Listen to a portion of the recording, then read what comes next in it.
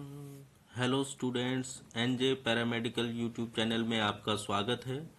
और आज हम बात करेंगे first generation of CT scan के बारे में। जब सीटी को इन्वेंट किया गया उस टाइम पे सबसे पहले जो जनरेशन बनाई थी वो फर्स्ट जनरेशन की बात हम करेंगे। तो फर्स्ट जनरेशन में हमारा जो टॉपिक है वो एडिशनल फैक्ट को लेके, एडवांटेज फायदे को लेके, डिसएडवांटेज नुकसान को लेके एंड फर्स्ट सीटी स्कैनर के अंदर क्या क्या इक्विपमेंट्स इंस्ट्रूमेंट्स यूज किए गए उन सब के बारे में हम बात करेंगे। तो सबसे पहले हम बात करते हैं सिंगल डिटेक्टर सिस्टम। जब first generation of CT scan बनाया गया तो उसमें सिंगल डिटेक्टर सिस्टम यूज किया गया। सिर्फ ओनली सिंगल ही डिटेक्टर यूज होता था, जिसमें कहीं ना कहीं सीटी स्कैन करने में बहुत ही ज्यादा टाइम लगता था। उसके बारे में भी मैं अभी बात करूंगा। Second, rotate translate motion. यहाँ पे जो सीटी स्कैनर था उसका रोटेट ट्रांसलेट मोशन था, जिसके अंदर आपके दो पॉइंट है, linear movement across the patient and step by step rotation around the patient.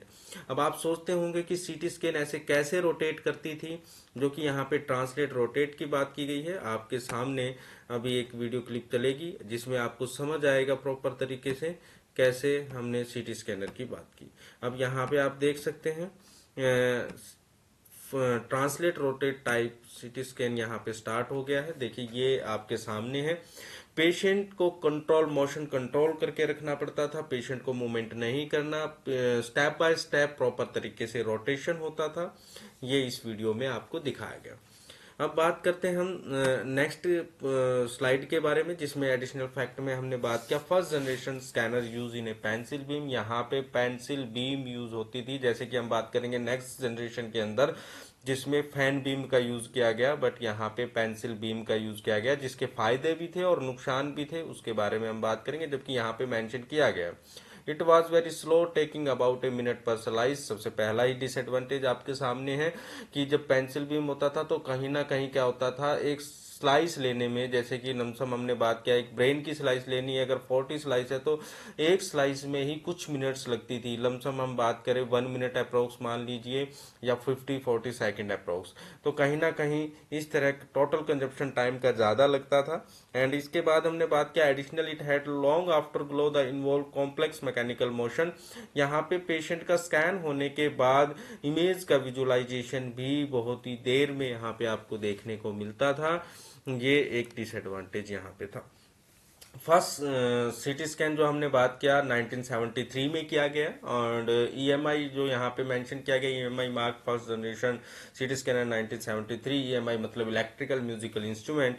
और नॉर्मली हमने यहाँ पे देखा कि 4.5 minute of a single scan, thus where is a restrict to some reasons. मतलब पेशेंट को एक स्कैन करने में लमसम 5 मिनट्स के अप्रोक्स का टाइम लगता था, जो कि बहुत ही ज्यादा टाइम था। ये सबसे बड़ा डिसएडवांटेज था इस first generation of CT scan में।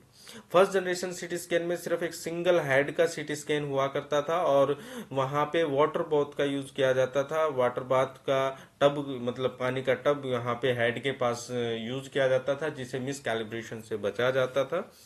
और इसमें हम बात करते हैं आगे नेक्स्ट, जिसमें एडवांटेज एंड डिसएडवांटेज के बारे में। एडवांटेज क्या है कि pencil beam allow efficient scatter rejection. मतलब कि अगर पेंसिल बीम है, जैसे मैंने कहा नेक्स्ट जनरेशन में फैन बीम था, तो पेंसिल बीम एक पर्टिकुलर एरिया में पर्टिकुलर वहां पे स्कैटर इमेज जो है, मतलब एक्सपोज जो हो रहा है, तो उसमें कहीं ना कहीं अगर हम बात करें तो और स्कैटर होने के चांसेस कम है। मतलब हमारी जो एक्सरेज है वो स्कैटर नहीं होती, जो कि यहाँ पे एक एडवांटेज है।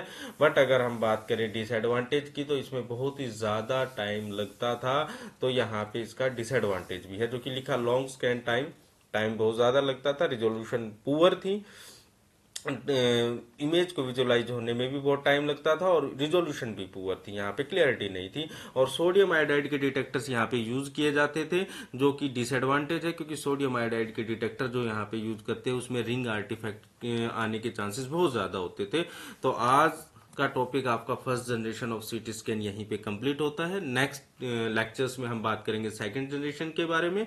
अगर आपको ये वीडियो पसंद आई तो आप NJ paramedical education YouTube channel को लाइक शेयर सब्सक्राइब कीजिए, और नेक्स्ट वीडियो के लिए अपडेट लीजिए।